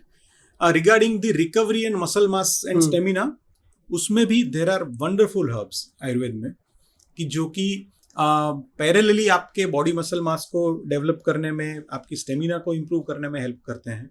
आयुर्वेद में एक सेट ऑफ हर्ब्स है जिसको रसायन औषध बोलते हैं। ओके सो रसायन औषध का काम यह है कि वो आपके बॉडी की वाइटलिटी को इम्प्रूव करे अच्छा over a period of time. इसको हम लोग आज के कॉन्टेक्स्ट में देखें ना, तो वो एंटी एजिंग जिसको हम बोलते हैं, अच्छा एंटी ऑक्सीडेंट्स जिसको हम बोलते हैं, कि वो आपकी एजिंग प्रोसेस को स्लो करे। ओके ओके सो नेचुरली आप यंग दिखेंगे, not only physically but internally also, अच्छा राइट। रसायन औषध yeah so there are so many herbs इनमें है, जैसे कि again giloy is a rasayan herb, okay right. Ashwagandha is a rasayan herb, ashwagandha या शतावरी है, शिलाजीत। गोक्षुर है, शिलाजीत है, राइट। सो ये सारे जो हर्ब्स है ना वो रसायन औषध है। So along with your gym आप ऐसे कुछ हर्ब्स कंज्यूम कर सकते हैं जो कि आपकी ओवरऑल बॉडी वाइटलिटी को इम्प्रूव करेंगे, वो आपके बॉडी मसल मास को इम्प्रूव करेंगे, राइट, और वो एंटी एजिंग प्रोसेस में भी हेल्प करेंगे, okay right. So again you have to know your body through proper consultation. जैसे अश्वगंधा है, शिलाजीत है, मुसली है, गौचा है, these are some very well known herbs, like it is something which is, I'm sure कि हमारे viewers को भी ये सारे herbs कहीं ना कहीं उन लोगों ने ये सुने सुने होंगे। होंगे So this can be taken under proper guidance, तो वो आपके ओवरऑल जो जिमिंग का जो मोटिव है ना उसको वो प्रॉपरली सपोर्ट कर पाएंगे। So that will help a lot. तो आज की स्ट्रेस भरी लाइफस्टाइल में स्क्रीन टाइम, बर्नआउट, एंजाइटी, इन सब के लिए आयुर्वेद क्या सॉल्यूशन देता है? This is again a very important topic because ये टाइम में these are major issues, right? और हम लोगों ने आगे जैसे बात की कि जब हमारा माइंड डिस्टर्ब है तो नेचुरली हमारा बॉडी डिस्टर्ब है, राइट। तो आयुर्वेद के हिसाब से there are some solutions in that. सबसे पहली चीजें जो है ना वो ये है कि again knowing your mind and your body well, और उसके हिसाब से you decide that what suits you the most, okay right? For example, look, stress is something जो कि हमारे लाइफ के साथ अब चल रहा है। it is not possible to totally be stress free, right? सभी को अपने अपने स्ट्रेस है, बिजनेस के स्ट्रेस है, सब कुछ है, राइट। तो बट आयुर्वेद के हिसाब से एक बैलेंस्ड अप्रोच लेके चलना है। ओके फॉर एग्जाम्पल कि ये जो प्रोसेस है पूरा, वो प्रोसेस एंडलेस प्रोसेस है। जिनके पास 100 रुपए है उनको 1000 रुपए की एक्सपेक्टेशन है, जिनके पास 1000 है उनको 10,000 की है, और वो एंडलेस प्रोसेस है, वो चलती रहती है, राइट। तो वो एक बैक ऑफ द माइंड में सोचना है। So Ayurveda advocates that balanced approach, कि जहां पे आपको बैठे नहीं रहना है कि सब मोह माया छोड़ दो, हिमालय में चले जाओ, वो वाली बात भी नहीं है। But at the same time you have to be balanced, कि भाई जो है उसको भी आप चेरिश करो, कि भाई जो भी हम लोगों ने अचीव किया है, जो भी हम लोग कर रहे हैं, वो सेटिस्फेक्शन एक बैक ऑफ द माइंड में होना चाहिए। और साथ में एक गोल ओरिएंटेड अप्रोच भी, कि जहाँ पे हम हमारे ग्रोथ और डेवलपमेंट के लिए भी आगे बढ़े, राइट। तो ये एक अप्रोच इज नेसेसरी। दूसरी चीज, अभी का जो एंजाइटी वाला टाइम है, स्ट्रेस वाला टाइम है, उसमें there are some wonderful therapies and wonderful herbs जो कि यूज कर सकते हैं। जैसे shirodhara is a very well known therapy, कि जहाँ पे शिरोधारा आपका स्ट्रेस, आपका एंजाइटी, स्लीप से रिलेटेड जितने भी इश्यूज हैं, अच्छा। उसमें इट वर्क्स लाइक एनीथिंग। अच्छा। अगेन नंबर ऑफ रिसर्चेस उस पे हुए हैं, और इट वर्क्स लाइक एनीथिंग, बहुत ही इफेक्टिव है। So if someone is suffering from anxiety, panic attacks, या तो फिर नींद नहीं आना पूरी रात भर, ये सारी चीजों में, then definitely they can go for shirodhara, right. Similarly, Nasyam is one of the techniques जो under observation आप कर सकते हैं। There are some very good herbs कि जो आपकी माइंड को काम एंड कंपोज रखने में हेल्प करते हैं, आपके माइंड को फोकस रखने में हेल्प करते हैं। Some very good examples like Brahmi, Shankhpushpi, ashwagandha, right. ये सारे herbs ऐसे हैं कि जो आपके माइंड को एक काम एंड कंपोज स्टेट में रखने में हेल्प करते हैं. So if you are suffering from anxiety, over thinking, ये सारी चीजें हैं, तो डेफिनेटली आप ये हर्ब्स जो है वो अंडर योर डॉक्टर्स गाइडेंस आप ले सकते हैं, और that will help you like anything. So yeah balanced approach and whenever needed proper therapies and herbs. अगर हम ये माइंडसेट से चले तो I think that Ayurveda will help you like anything in this anxiety and stress related issues. Ashwagandha का तो I can say I am also consuming so while working out. अब अश्वगंधा अश्वगंधा के कितने सारे बेनिफिट्स है. एक तो यही है कि वो आपकी स्टेमिना को इम्प्रूव करता ही है, राइट, वो आपकी वाइटलिटी को इम्प्रूव करता है. बट पैरेलली अश्वगंधा के ऊपर ये भी रिसर्च हुआ है कि it will help you in your better sleep also. So वो आपको नींद अच्छी आएगी, आपका माइंड थोड़ा काम रहेगा, कंपोज्ड रहेगा, थोड़ा शांत रहेगा, थोड़ा फोकस्ड रहेगा. सो उसकी वजह से अदर डिस्ट्रैक्शंस जो है, दूसरे तीसरे विचार आ जा रहे हैं, उसमें भी आपको थोड़ा हेल्प मिलेगा. सो इट विल मल्टीपल अलग अलग चीजों पे वो काम करती है. सो अभी के टाइम में है ना Utsav, as far as I can sense almost half of the diseases जो है ना वो यहाँ से ही है. डेफिनेटली फिजिकल प्रॉब्लम्स है, बट मेरे पास जो पेशेंट्स आते हैं उसमें से 50% of the patients are broken from here. मतलब वो लोग उनमें इतना स्ट्रेस है, उनमें इतनी एंजाइटी है, कुछ ना कुछ इमोशनल ट्रॉमा चल रहा है, इम्बैलेंस चल रहा है, साइकोलॉजिकल इम्बैलेंस चल रहा है, मल्टीपल फैक्टर्स और जेन्युइन फैक्टर्स. ऐसा नहीं है कि सब गलत है, जेन्युइनली कुछ है. आइदर रिलेशनशिप में इश्यूज है, आइदर इनसिक्योरिटीज है बहुत, कि पार्टनर्स या तो पेरेंट्स को बहुत ही ज्यादा एक्सपेक्टेशंस है और उनको फुलफिल नहीं कर पा रहे हैं. मल्टीपल फैक्टर्स, राइट, बट उनकी वजह से प्रॉब्लम्स है. फॉर एग्जाम्पल मेरे पास कोई पेशेंट आता है और उनकी प्राइमरी कंप्लेन है कि मुझे नींद नहीं आ रही है, देन आई एम 110% श्योर कि उनके पीछे कुछ डीप रूटेड साइकोलॉजिकल रीजन है, कुछ चिंता है, कुछ स्ट्रेस है. Otherwise there is no point कि आप जब पूरा दिन काम करके थके हो तो आपका माइंड शट ऑफ हो ही जाना चाहिए. आप बिस्तर में पड़े और नींद आ गई, that is the normal thing, right. आप किसी गांव में जाके कोई किसान को देखो तो वो पूरा दिन काम करेगा, रात शाम को 6:30-7 बजे घर आएगा, फ्रेश होगा, डिनर करेगा और 9 बजे सो जाएगा, सुबह 5 बजे उठेगा. ठीक है, वो एक नॉर्मल लाइफस्टाइल है. ठीक है. सो सिमिलरली हम लोग यहाँ पे सिटी में हमारा जिस तरह का काम है, बिजनेस है, बट नींद नहीं आना या तो फिर ऐसे कई डीप डिस्टर्ब्ड इश्यूज कि जहाँ पे हमको सुपरफिशियली वो फिजिकल लगता है. फॉर एग्जांपल ऐसे कई पेशेंट्स हैं कि जिनको लेडीज में सिस्ट से रिलेटेड प्रॉब्लम है, पीसीओएस, कभी का एक बर्निंग प्रॉब्लम है, पॉलीसिस्टिक ओवेरियन सिंड्रोम, ठीक है, हार्मोनल डिस्टर्बेंसेस है, ये सारी चीजें हैं.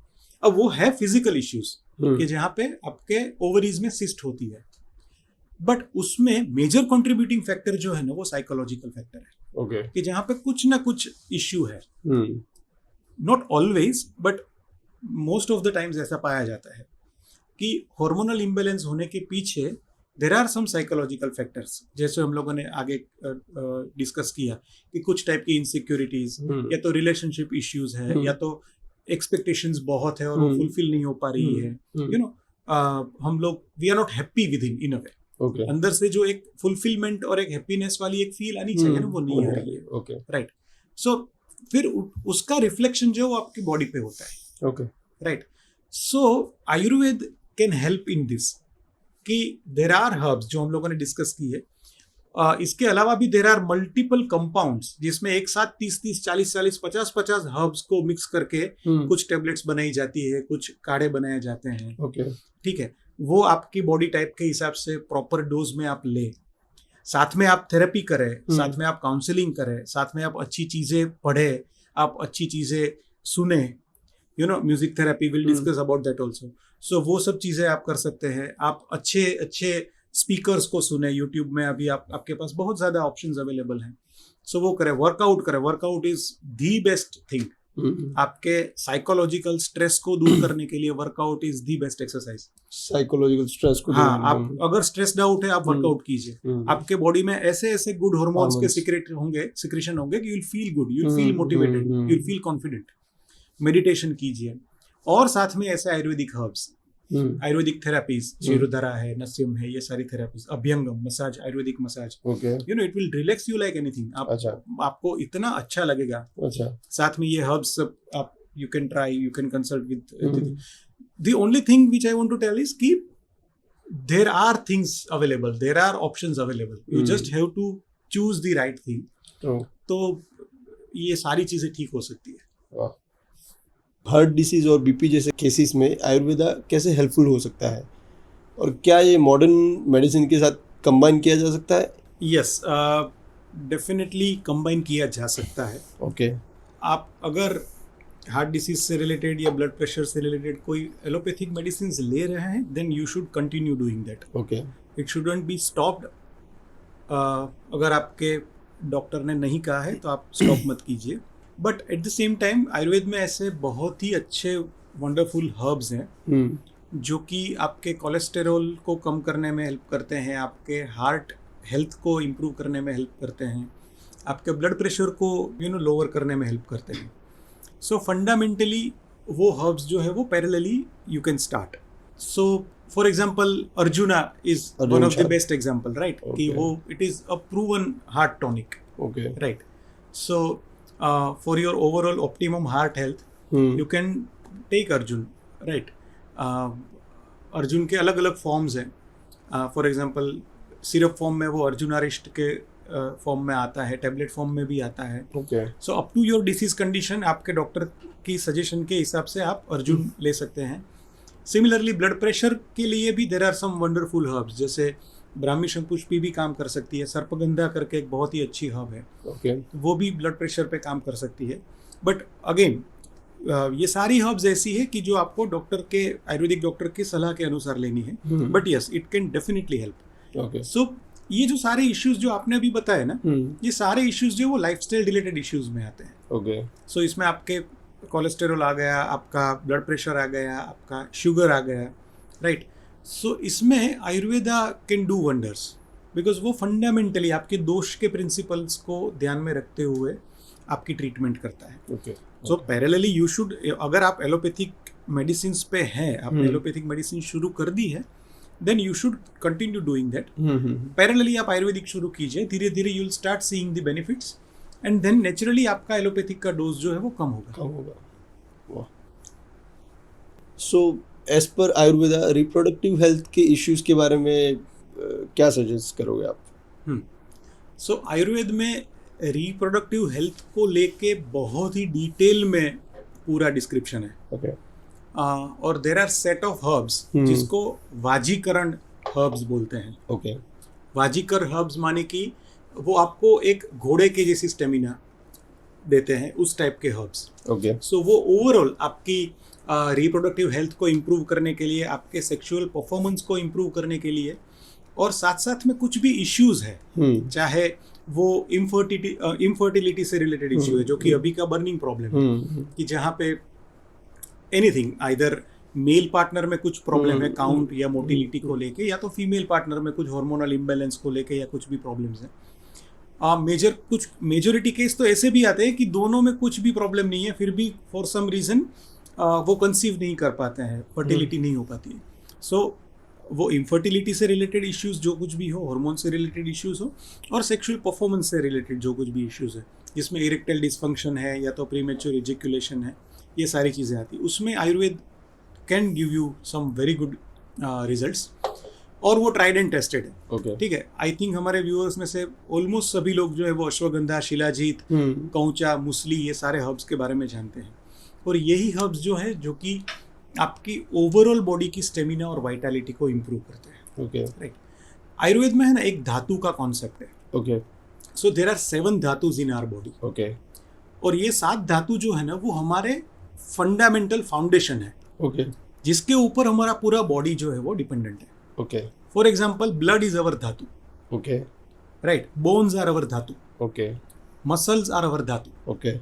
सिमिलरली जो 7वें नंबर की धातु है ना, जिसको शुक्र धातु बोलते हैं. Okay. So shukra dhatu represents the entire reproductive system of male and female both. Okay. जिसमें structural as well as functional, ये दोनों चीजें आ जाती हैं. ओके. अब ये सातवीं शुक्र धातु को एनहांस करने के लिए, उनको इम्प्रूव करने के लिए जो कुछ भी हर्ब्स है वो आपके जो कुछ भी ये परव्यू में डिसीज आते हैं जिसमें आपके सेक्सुअल परफॉर्मेंस से रिलेटेड प्रॉब्लम्स है, इनफर्टिलिटी रिलेटेड प्रॉब्लम है, ये हार्मोन से रिलेटेड प्रॉब्लम है, ये सारे उसमें एड्रेस होते हैं, राइट। और इसकी एक अच्छी बात यह है कि ये डायरेक्ट हार्मोन्स नहीं है। अगर आप मेन स्ट्रीम मेडिसिन में जाके आप कुछ ट्रीटमेंट ट्राई करेंगे ना, तो व्हाट हैपन्स कि usually they give you the hormones only, so उनके कुछ साइड इफेक्ट्स हैं। यहाँ पे वो चीज़ जो है वो नलीफाई हो जाती है, बिकॉज यहाँ पे हम लोग डायरेक्ट हार्मोन्स नहीं देते हैं, यहाँ पे हम फंडामेंटल लेवल पे, धातु के लेवल पे हम लोग काम कर रहे हैं। सो इन अ वे आपकी धातु को ही अपलिफ्ट करे, अच्छा, ताकि वो सेल्फ सफिशिएंट हो जाए। फंडामेंटल बेसिक पे ही वो हम काम करें ताकि वो सेल्फ सफिशिएंट हो जाए। सो आपका बॉडी खुद ही फिर वो हीलिंग मैकेनिज्म पे काम करना शुरू कर दे। सो उसकी वजह से उनकी साइड इफेक्ट नहीं है या तो बहुत कम है। सो अश्वगंधा है, शिलाजीत है, शतावरी है, गोखरू है, कौचा है, मुसली है, ये सारे बहुत ही पॉपुलर हर्ब्स हैं जो कि आपकी रिप्रोडक्टिव हेल्थ पे काम करते हैं। So again under the proper guidance अगर आप ये सारी चीज़ों को यूज़ करें तो डेफिनेटली वो आपको अच्छे से अच्छे रिजल्ट्स दे सकते हैं। सो म्यूजिक थेरेपी का साइंस क्या कहता है और आपने पर्सनली ये कब फील करा और कैसे करा? सो म्यूजिक थेरेपी एक पूरा अलग सब्जेक्ट है, बट अगर हम इसको थोड़ा सा ब्रीफली समझे तो look, any form of art जो है वो एक एक्सप्रेशन है, ओके, राइट। फॉर एग्जांपल आप म्यूजिक ले लीजिए, पेंटिंग ले लीजिए, डांस ले लीजिए, it is nothing but the expression. आप कुछ कहना चाहते हैं, ओके, और वो आप आर्ट फॉर्म के थ्रू कह रहे हो। आपके दिमाग में कुछ है जिनको आपने पेंट किया, ओके, या तो आपके दिमाग में कुछ है जिनको आपने गाने के द्वारा या डांस के फॉर्म में आपने उसको एक्सप्रेस किया। सो it is a form of expression, right, जो कि आपके इमोशंस को ट्रिगर करता है, राइट। आपका ब्रेकअप हुआ है, आपने एक जगजीत सिंह की सैड गजल सुन ली, आप रोने लगे बिकॉज आपको वो पुराना पास्ट याद आ गया।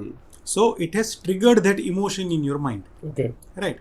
सिमिलरली आप सब 4-5 पुराने दोस्त, कॉलेज मेट्स इकट्ठे हो गए और आपने दिल चाहता है वाले गाने लगा दिए, तो आपने वो अपनी पुरानी वाली जो हॉस्टल लाइफ जो है आपको फिर से वो याद आने लगी एंड आप वो एंजॉय कर रहे हो बिकॉज वो आपका वो इमोशनल ट्रिगर हो गया। सो म्यूजिक जो है ना वो आपके माइंड पे सबसे पहले काम करता है, और फिर जैसे हम लोगों ने आगे भी बोला कि mind and body is connected, तो उसकी वजह से फिर वो आपके बॉडी पे रिस्पॉन्स करता है, राइट। अब इनका एक जो साइंस है that is called as music therapy. हम लोग जिस म्यूजिक थेरेपी पे काम कर रहे हैं that is Indian classical music therapy, कि जहाँ पे इंडियन क्लासिकल म्यूजिक के जो राग हैं वो रागों को हम लोग आधार बना के हम कुछ डिसीज कंडीशन में वो पेशेंट्स को देते हैं, ओके, राइट। फॉर एग्जांपल हम लोगों ने कुछ रिसर्च किए थे जिसमें मेरा एक जो रिसर्च था वो एक राग है, वृंदावनी सारंग करके एक राग है, ओके। सो वो राग पे मेरा रिसर्च था कि स्ट्रेस से रिलेटेड कई लोगों को एसिडिटी का प्रॉब्लम होता है, तो वो एसिडिटी को दूर करने के लिए ये राग कितना इफेक्टिव है उसके ऊपर मेरा रिसर्च था और उसमें मुझे बहुत अच्छे रिजल्ट मिले, ठीक है। So it is a research paper, documented research paper.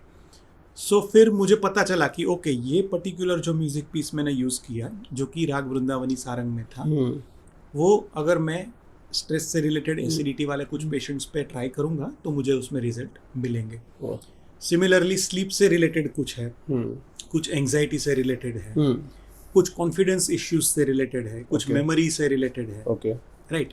सो ये सारे जो है वो म्यूजिक थेरेपी के परव्यू में आते हैं। इसके अलावा हम लोग स्पेशल चिल्ड्रन पे काम करते हैं, ओके। सो ऑटिज्म से रिलेटेड चिल्ड्रन है जिसमें फिजिकल एज के हिसाब से उनकी मेंटल एज डेवलप नहीं हो पाती है, राइट। उनको कुछ कम्युनिकेशन से रिलेटेड प्रॉब्लम है, कुछ एनालिटिकल स्किल्स उनकी उतनी इम्प्रूव नहीं होती है। सो वो सारे बच्चों में म्यूजिक थेरेपी बहुत अच्छे काम करती है, ओके। फिर एल्डरली लोग होते हैं जिनको पार्किंसन का प्रॉब्लम होता है, ओके या तो अल्जाइमर्स डिसीज होते हैं, ओके सो ये सारी चीज़ों में भी म्यूजिक थेरेपी बहुत इफेक्टिव है। सो दो चीज़ है, एक है एक्टिव म्यूजिक थेरेपी कि जहाँ पे आपको म्यूजिक बजाना है खुद। ओके ओके सो ये जो स्पेशल चिल्ड्रन और अल्जाइमर वाले जो पेशेंट्स हैं उनमें हम लोग एक्टिव थेरेपी देते हैं ओके कि जहाँ पे हम लोग म्यूजिक बजाते हैं और वो भी सामने म्यूजिक बजाते हैं। ओके ओके तो उनकी वजह से क्या होता है कि उनके अंदर उस टाइप के प्रोग्रामिंग होते हैं ब्रेन में, जिसकी वजह से कई ज़्यादा डेवलपमेंट उनमें होते हैं, उनकी कॉग्निटिव स्किल्स डेवलप होती है, कम्युनिकेशन स्किल्स डेवलप होती है। It is a long process, so एक आपकी धीरज उसमें चाहिए, but it is a very effective process. Long in the sense months and years, okay but ये इतना जल्दी बच्चा सीख जाता है बिकॉज म्यूजिक इज फन। बच्चों को नेचुरली भी आप छोटे बच्चों को आप एक ड्रम पकड़ा दो तो वो they'll एंजॉय इट। सो वही चीज अब उनके लिए थेरेपी का काम कर रही है। ओके सो वो कड़वी गोली नहीं है कि वो बच्चों को आपको देनी पड़ेगी और बच्चा ना करेगा। ये उनके लिए एक एंजॉयबल एक्टिविटी है, राइट। सो ये एक्टिव थेरेपी होगी। दूसरी होगी पैसिव थेरेपी कि जहाँ पे आपको सुनना है, you are not actively playing any music but आप सुन रहे हो। सो उसमें ये जो स्लीप से रिलेटेड इश्यू है, एंग्जाइटी से रिलेटेड इश्यू है, ये सारी चीज़ें जो है वो पैसिव म्यूजिक थेरेपी में आती है। सो हम लोग पेशेंट्स की डिटेल हिस्ट्री लेते हैं, उनको जो प्रॉब्लम है उनके पीछे की जड़ क्या है वो पहले हम लोग जानने की ट्राई करते हैं। एंड देन हमारे पास पूरी म्यूजिक की एक बैंक है जो हम लोगों ने रिकॉर्ड करवाई है। ओके सो फिर वो पेशेंट को पर्टिकुलरली कौन सा म्यूजिक इफेक्टिव रहेगा वो सोच के फिर हम लोग उसको, it is as a prescription only. For example if you are coming to me as a patient और मैं आपको देता हूँ कि देखो उत्सव, आपको ये म्यूजिक जो है वो सुबह सुनना है, ये वाला दोपहर को, ये वाला शाम को, और आप कंटिन्यूअसली ये 1 महीने के लिए सुनिए और फिर अगेन हम लोग मिलेंगे और बात करेंगे। It's like the therapy only. So और इसके हम लोग वर्कशॉप्स भी करते हैं जहाँ पे लाइव हीलिंग होता है, लोग बैठते हैं, वो म्यूजिक को एक्सपीरियंस करते हैं। कुछ म्यूजिक थेरेपी क्या है क्या नहीं है ये बारे में भी हम लोग डिस्कस करते हैं और लाइव म्यूजिक के थ्रू हम लोग वहाँ पे लाइव हीलिंग करवाते हैं। So it's all about music therapy. और हाँ, इनिशियल लेवल पे है अभी इंडिया में, ओवरऑल अभी ये इनिशियल लेवल पे चल रहा है, बट लोगों में बहुत अवेयरनेस है। लोग हमको आके पूछते हैं कि हमको इसके बारे में जानना है। हम लोग कई पेशेंट्स को ट्रीट कर चुके हैं, कई ज़्यादा वर्कशॉप्स हम लोग थ्रू आउट इंडिया वगैरह ले चुके हैं। सो yes, it is an upcoming avenue, but a very very a strong avenue. Cancer patients में हम लोगों ने काम किया हुआ है। अच्छा। So like terminal cancer patients में definitely we can not cure the last stage cancers, but overall उनको एक फील गुड एनवायरनमेंट मिले, उनका पेन कम हो, उनको थोड़ा आराम मिले, उनको थोड़ी राहत मिले, उसके हिसाब से म्यूजिक काम करता है। ऑपरेशन थिएटर में म्यूजिक काम करता है। ओवरऑल एंग्जाइटी होती है ना, operation theatre is something which is very very, क्योंकि वहाँ पे पेशेंट को भी एंग्जाइटी है, रिलेटिव्स को भी एंग्जाइटी है, डॉक्टर्स जो कि ऑपरेट कर रहे हैं वो भी एक तरह की एंग्जाइटी से पास हो रहे हैं। सो वहाँ पे music can play a very good role. Labour room में, कि जहाँ पे डिलीवरी होने वाली है, वहाँ पे जिनका डिलीवरी होने वाला है वो मदर को एक एंग्जाइटी है, पेन है, सामने अटेंडेंट को एंग्जाइटी है, डॉक्टर्स को। सो लेबर रूम में भी music therapy can do wonders. तो ये सारी चीज़ें जो है वो बहुत ही it can go hand in hand, और ओवरऑल एक ऐसा आपको एक वातावरण प्रोवाइड करेगी कि जिससे आप थोड़े रिलैक्स्ड हो जाओ, आप थोड़े पॉजिटिव वाइब में आ जाओ। तो ये सारी प्रैक्टिस आई गेस फॉरेन में तो होती है, इनफैक्ट इंडिया में भी शुरू हो गई। अच्छा। सो इंडिया में भी अभी देयर आर गुड हॉस्पिटल्स की जो अब म्यूजिक थेरेपी को लेके सीरियस है, और स्कूल्स आर ऑल्सो देयर। कुछ ऐसे स्कूल्स है जहाँ पे रेगुलरली वो लोग कुछ टाइप के म्यूजिक्स बजाते हैं। We have given music therapy tracks to Ahmedabad airport. अच्छा। सो अहमदाबाद एयरपोर्ट में अगर आप अराइवल्स में या डिपार्चर्स में कुछ टाइम पे आगे तो एक पर्टिकुलर म्यूजिक बजेगा that will help you to ease out. Airport is again anxiety, सभी दौड़ते हैं, टाइम पे पहुंचना है, ये सब चीज़ें, सिक्योरिटी चेक, ये सब। सो वहाँ पे we have given our music therapy tracks to the airport, Ahmedabad airport people. और सो या eventually people are more and more people are interested in this, और इवेंचुअली आई थिंक कि एक बड़ा सब्जेक्ट है. एज यू सेड, फॉरेन में तो ये ऑलरेडी फुल फ्लेजेड एक मेन स्ट्रीम की तरह ही है. Okay. But India is also now coping up. धीरे धीरे नए नए एवेन्यूज खुल रहे हैं. तो हर इंसान के दोष अलग अलग होते हैं. आपके हिसाब से घर का इंटीरियर डिजाइनिंग पर्टिकुलर दोषा के हिसाब से कस्टमाइज करके होना चाहिए? अगर ऐसा हो तो बेस्ट है. ओके. अगर ऐसा हो तो बेस्ट है, बिकॉज हर एक व्यक्ति की प्रकृति अलग है और उसी के हिसाब से उसके ट्रेट्स अलग है. ओके. बट मैं इन जनरल आपको बोलूँ ना तो घर माने क्या? घर माने एक ऐसी जगह कि जहाँ आपको शांति मिले, जहाँ आपको एक होम कमिंग वाली फील आए. आप पूरे दिन हसल वसल में से घर आते हो तो वो एक घर का माहौल, राइट. सो वो एक कोजी इंटीरियर हो जो कि आपको एक चैन की सांस जिसको बोलते हैं ना, कि एक आपको एक कंफर्ट दे, एक आपको एक सुकून दे. सो उस टाइप की कलर स्कीम, उस टाइप के इंटीरियर्स, उस टाइप के फर्नीचर, उस टाइप की लाइट्स. और I think you guys are the best in the things deciding कि पूरा कैसे पूरा डिजाइन करना है आपको, right. So that matters a lot. कि आप इमेजिन करो ना कि आप पूरे दिन की थकान लेके आप घर पे आते हो और आप एक ऐसा सीन है कि जहाँ पे पूरा बिखरा पड़ा हुआ है, कुछ कहीं पे कुछ कुछ ढंग नहीं है, कुछ वो नहीं है, बैलेंस नहीं है, कुछ बैलेंस नहीं है, कलर टोन से लेके सब कुछ ऐसा बिखरा हुआ पड़ा हुआ है. और सिमिलरली एक ऐसी जगह है कि जहाँ पे आप एंटर होते हो और आपको एक अंदर से एक बिल्कुल वो मिलता है कि अच्छा सा घर है जहाँ पे सब कुछ सही जगह पे है, वेल वेंटिलेटेड है, प्रॉपरली लिट है पूरी जगह एकदम अच्छी तरीके से, और बैलेंस्ड है, कलर टोन, फर्नीचर है, बट इतना भी नहीं है कि पूरा ऐसे क्लोस्ट्रोफोबिक लगे. जहाँ जैसा होना चाहिए वैसा है. आपने ऐसी जगह भी छोड़ी है कि जहाँ से आपको नेचुरल प्लांटेशंस है, वाटर बॉडीज है, खुली जगह है, बालकनी है, so these all things matter a lot. Because ultimately आप ये सारी भागदौड़ कर किस लिए हो? अल्टीमेटली आपको घर पे आना है, आपको आपका एक मी टाइम चाहिए, आपको आपके फैमिली के साथ का एक टाइम चाहिए. तो वो एक क्वालिटी टाइम हो, वो बहुत जरूरी है. बिल्कुल. तो इसमें I think mood of wood and you guys are the best कि वो कैसे करना है, कि आपको कौन सी कलर स्कीम में जाओ, आप कौन से ऐसे इंटीरियर्स को पसंद करो जिसकी वजह से यू फील. बिकॉज देखो ऐसा है कि अल्टीमेटली जब आप घर आते हो ना तो आपको शांति चाहिए. ठीक है, आपका पूरा स्ट्रेस जो है वो आप छोड़ आए हो, मोस्ट ऑफ द टाइम्स आप छोड़ आए हो, और आपको अब घर पे जाके एक शांति चाहिए. तो वो एक पॉजिटिव वाइब वाली फील होना, दैट इज वेरी नेसेसरी. और वो आपकी दोष को डेफिनेटली बैलेंस करती है. उसकी वजह से, because again if you are happy from within then you are happy outside. आप मेंटली इमोशनली हैप्पी हैं तो फिर फिजिकली आप हेल्दी हो गए, आप हैप्पी रहोगे.